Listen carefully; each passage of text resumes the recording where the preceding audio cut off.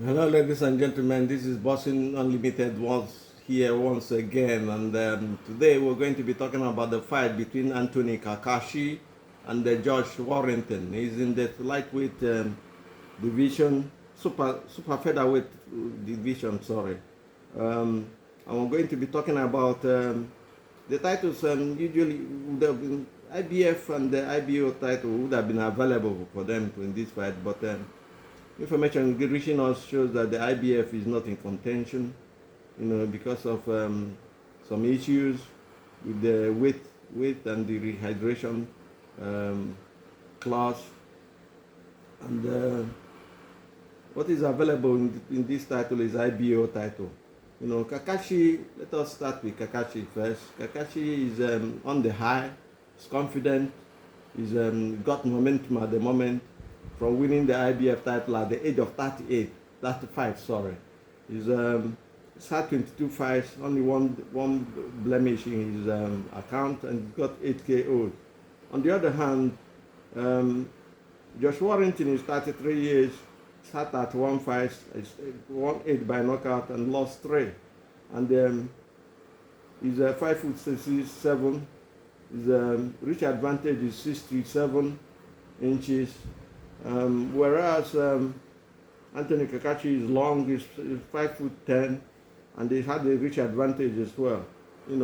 Cacace has got speed and footwork, no doubt about that. Cacace controls space and the gap very well. That is one thing he has in common, and he comes out with a pressure that is unrelenting in any form.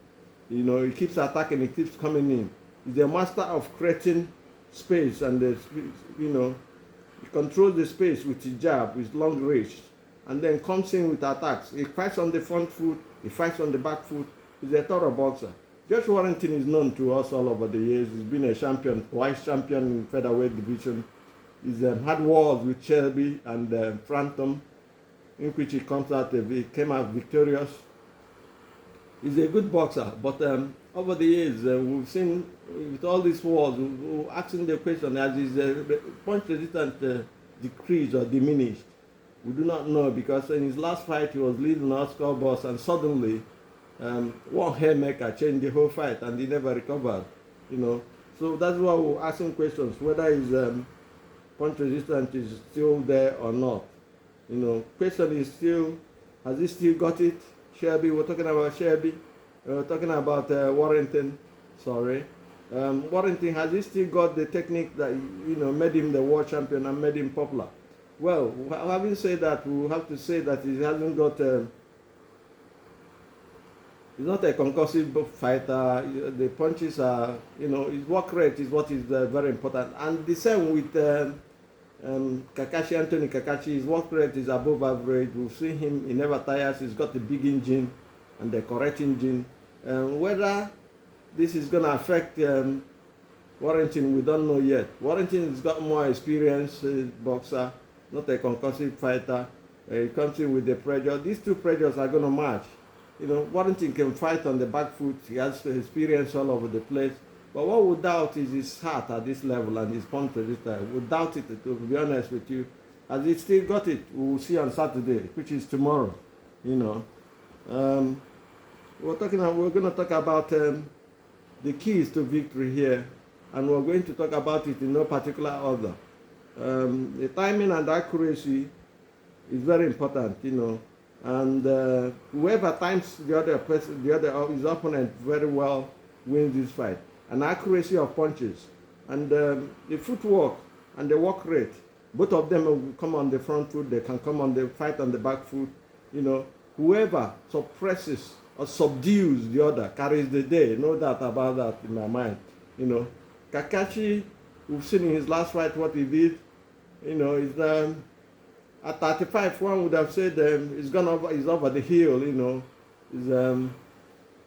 He's over there, overboard. He cannot do anything. He's just looking for money to feed the family. But from all indication, when the chance came for him, he never had a chance like that before. He took it with both hands. And what happened is we've seen him as the champion IBF and IBO champion. Let us see what is going to happen. Warrington is an experienced contender. a serious, experienced fighter, former two-time featherweight champion of the world. Let us see what happens for him. If he loses in this fight, there's no need for him to continue. He's made money, he's made fame, he's made name, you know.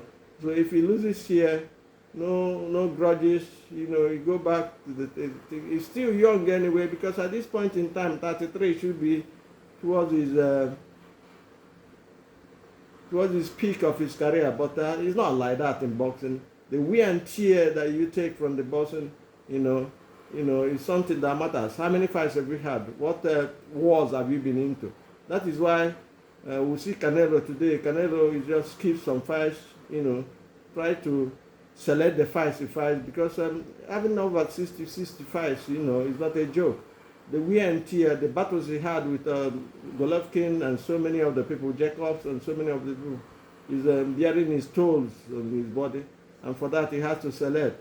We do not know about that, but we believe that is one of the reasons. We believe what that is. But Canelo's fight and the issues, on the other hand, is for another day. Sorry, for another day anyway. But this fight, we're calling this fight, and we're saying that angles must be set. Both fighters are orthodox fighters, you know, but they can switch anyway. And we talked about timing and accuracy, combination, you know, and footwork and pressure. You know, Cacace comes in with a lot of pressure in the combination as well. He's a man who recovers quickly from an obstruction and upon anything he does. He's a good fighter, no doubt about that. As we said before, he's on the high. He's got momentum at the moment, and to beat him will be hard.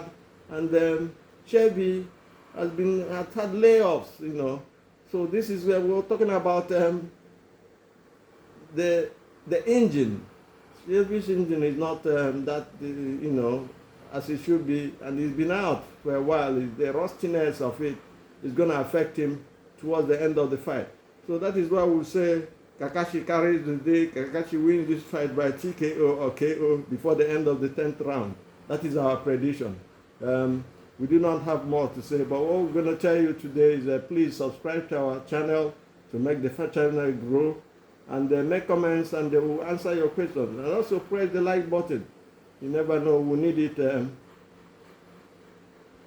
in our channel. You know, we need to get into discussion. We want to get into the discussion with our fans, with our subscribers, anyhow, and it's very important to do that. As we say, body punches are very crucial in this fight. You know, the body punches must be solid, must be hit the solar plexus, the liver, the ribs, and then uppercut or left hook to those areas are very important. It wins matches, and it's very important. He's not going to bob, the body is not going to bob and wave. You know, what it does, it stays on their position, and you're free to target it, you know. Do have a nice day, and God bless.